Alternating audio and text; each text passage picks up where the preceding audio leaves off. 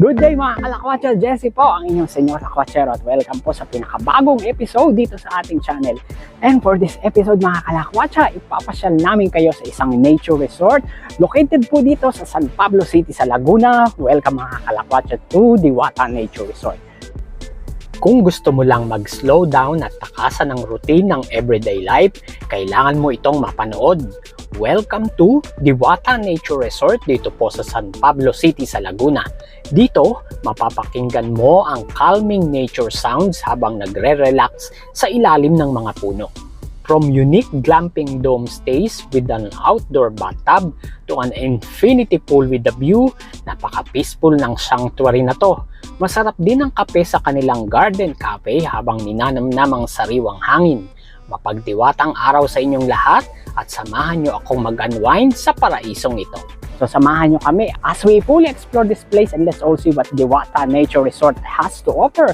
At sa later part po ng ating video, abangan nyo yung ating important things to consider na pwede namin ma-share sa inyo as guide kung ang Diwata Nature Resort po ba ay mako-consider nyo as your next travel destination, next staycation venue kasama ang inyong friends and loved ones. Kung magustuhan nyo po ang aming episode for today, kami po ay nagpapaabot ng invitation sa inyo. Please consider to subscribe sa aming channel. Hit the subscribe button. Isama nyo na po ang notification bell para na ipapasyal namin kayo sa magagandang resort, magagandang staycation venue kagaya po nitong Diwata Nature Resort dito sa San Pablo City, Laguna. So ano pa hinihintay natin mga kalakwatsa? Tara, let's explore Diwata Nature Resort. Lakwatsa na tayo. Let's go!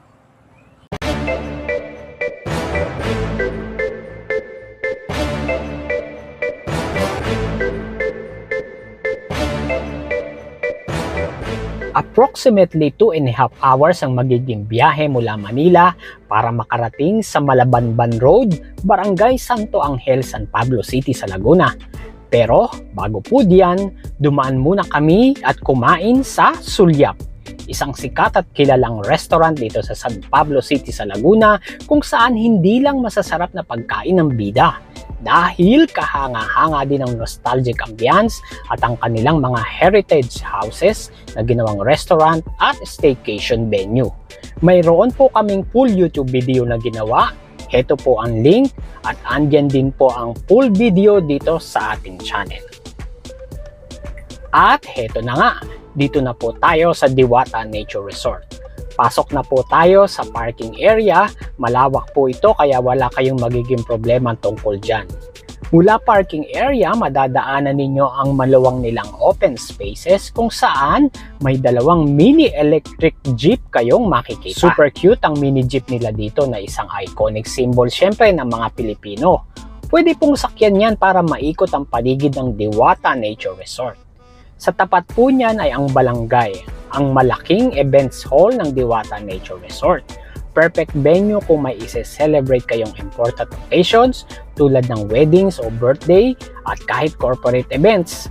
High ceiling ang loob ng Balangay kaya kahit marami kayong guests ay tiyak na mag-e-enjoy sila. Bago ang lahat, nag-register muna tayo at nagbayad ng entrance fees. Ang binayaran natin ay yung may access sa multi-level pool. At kung bakit gusto nating makita ang multi-level pool nila dito, aba, tutok lang po kayo. May magagandang garden, treehouse at mga swing kayong magagamit sa inyong pag-iikot sa loob ng nature resort na ito. Full of greenery at relaxing ang kapaligiran. Nakaka-amaze ang koi ponds nila dito at the center of the resort ay ang fish pond na mistulang lake na sa laki. At perfect background at photo spots sa inyong pagbisita. Sa paligid ng fish pond ay madami kayong tables and chairs na magagamit. Dito pwede kayong mag-relax, tumambay at syempre para kumain. Kayo na ang pumili kung saang spot ninyo gustong i-appreciate ang ganda ng lugar. And speaking of pagkain, heto po ang Hapag Diwata, ang in-house restaurant ng Diwata Nature Resort. Dito, pwede kayong mag-dine-in sa kanilang buffet area at i-enjoy ang dining experience dahil marami silang food choices dito. Another alternative ay pwede kayong umorder ng pagkain kay ate na naka-station sa labas ng restaurant at ang food ninyo ay i-deliver kung saan kayo nakapwesto. Don't worry dahil ang mga table nila dito ay may tracker at alarm kaya kahit saan kayo nakapwesto ay malolocate kayo ng waiter. O diba astig? Another option ay ang Izanami Cuisine, ang ramen bar and Japanese restaurant nila dito. Sa zen ambience pa lang sa labas ng Izanami Cuisine ay panalo na sa ganda. May separate vlog po kaming ginawa para ma-highlight ang ganda at ang aming dining experience dito sa Izanami Cuisine. Heto po ang link at ang full video po ay syempre makikita nyo din dito sa list of videos ng ating channel. Bawat sulok ng Diwata Nature Resort ay picture perfect at tiyak na mapapa-aura kayo to the max. I-ready ang inyong mobile phone, camera at power bank dahil hindi kayo mauubusan ng magagandang photo spots sa pag-iikot sa loob ng Diwata Nature Resort. At this point mga kalakwatsa, dito na tayo sa malawak na outdoor pool ng Diwata Nature Resort.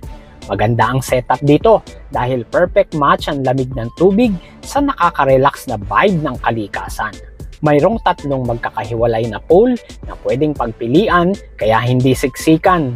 Pwede kang magbabad habang nagre-relax at nagpapalamig sa gitna ng mga nagtataasang puno at lunti ang halaman. Kung ang hanap mo naman ay proteksyon sa araw o ulan habang nagre-relax, ang ground floor ng indoor pool sa Diwata Nature Resort ang perfect spot para sa'yo. Pagpasok mo pa lang, sasalubungin ka na ng malaki at malinis na main pool. Dahil indoor ito, fully shaded ka kaya't walang ka-stress kahit matindi ang sikat ng araw sa labas o biglang umulan. Tamang-tama para sa mga ayaw mangitim o gustong mag-night swimming ng komportable. Sosyal at napaka-cozy ng vibe rito dahil pinagsama nila ang modern design at ang natural element ng kahoy at mga halaman. Ang highlight ng ground floor ay ang main indoor pool na may controlled heating system. Ang tubig ay maintained sa saktong init na nakaka-relax ng kalamnan. Sobrang sarap magbabad dito para matanggal ang stress at stiff muscles pagkatapos ng mahabang biyahe. Okay mga kalakwatsa, nandito tayo ngayon sa multi-level swimming pool ng Diwata Nature Resort. Sa pool na pwede nyo gamitin ay itong heated jacuzzi nila. So nakaka-relax, ang sarap sa pakiramdam ng medyo mainit-init na tubig para ma-refresh, mawala yung mga sakit-sakit sa katawan. Kaya sa pagbisita nyo dito sa Diwata Nature Resort, pwede nyo i-avail ang kanilang video.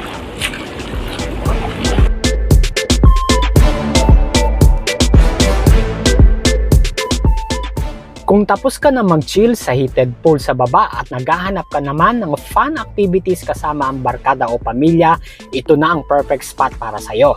Pag-akyat mo pa lang, ramdam mo agad ang lively at energetic vibe.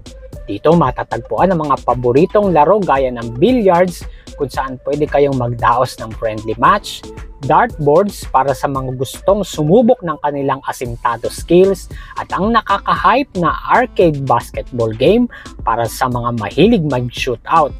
Kung akala mo tapos na ang amenities, nagkakamali ka dahil ito ang itinuturing na pinaka-premier at exclusive na bahagi ng resort.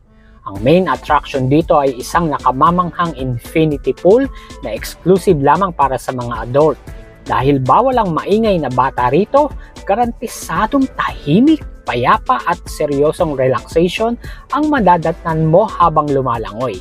Dahil ito ang pinakamataas na floor, nag-aalok ang pool na ito ng 360-degree panoramic view ng buong resort, ng mga nakapaligid na malalagong puno na San Pablo Meron City. Din itong heated jacuzzi pero outdoor naman. Katabi ito ng pool ang isang posh at modernong sky lounge. May mga mararangyang cabanas, outdoor sofas at cozy fire pits na pwedeng upuan habang umiinom ng mga premium cocktails, wine o fresh fruit juices mula sa nakatalagang upper deck bar. May modern and stylish shower, toilet and bathroom kaya no need nang bumaba kung tapos na kayong mag-swimming.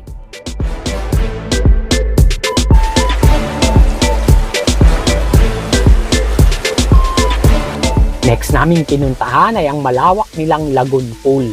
Parang isang nakatagong paraiso o hidden tropical paradise. Ang ganda dito mga kalakwatsa dahil may pa-waterfalls effect na bumabagsak diretso sa pool. Ang sarap umupo sa ilalim nito para magpamassage sa likod sa bagsak ng tubig. Ang tubig dito ay may greenish blue o emerald tint dahil sa reflection ng mga halaman sa paligid at sa disenyo ng may mga floor. Wooden at stone bridges na nakatawid sa ibabaw ng lagoon at water slide. Sobrang instagrammable ng spot na ito. Dito, madalas mag-post sa mga bisita para sa kanilang OOTD o family picture dahil background pa lang, panalo na. Para sa isang ultimate relaxation, bisitahin ang kanilang Kalinaw Spa and Wellness Center. Dito, pwede kayong magpamassage, mag-sauna, maligo sa heated jacuzzi at magtampisaw sa kanilang cold spring. Para sa mga music lover, may KTV bar din sila dito. At kung bitin pa din kayo after a day ng paglilibot at sa mga amenities, don't worry dahil ang Diwata Nature Resort ay nag-o-offer ng overnight stay dito sa kanilang glamping area. May mga luxurious dome tent with private dipping pools surrounded by nature, kaya tiyak na todo ang relaxation at enjoyment nyo dito. Kumpleto na ang recipe para sa inyong perfect weekend getaway. Kaya ano pang hinihintay nyo?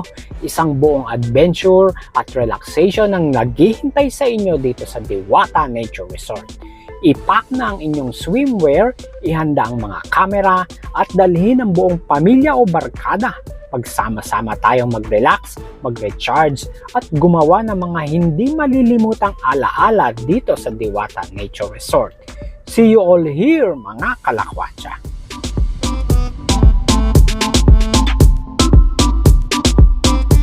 Okay mga kalakwatsa, sa pagtatapos po ng ating Diwata Nature Resort experience, here are some important things to consider.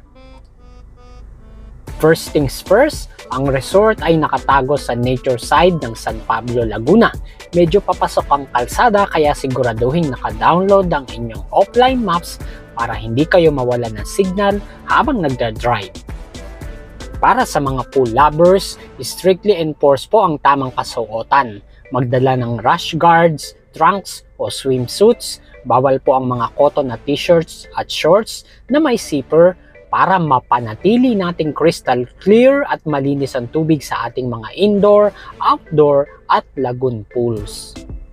Paalala lang mga kalakwatsa na adults only pool ang area sa itaas. Ginawa ito para sa mga gustong mag-relax ng seryoso at walang ingay. Kaya ang mga chikiting ay pwede dun sa Safe Kids Pool sa ground floor at outdoor areas. Kung balak ninyong ma-experience ang gabi sa ilalim ng mga fairy lights sa ating glamping area, mag-book po kayo ng maaga. Sobrang bilis mapuno ng mga luxury tents lalo na kapag weekends at holidays.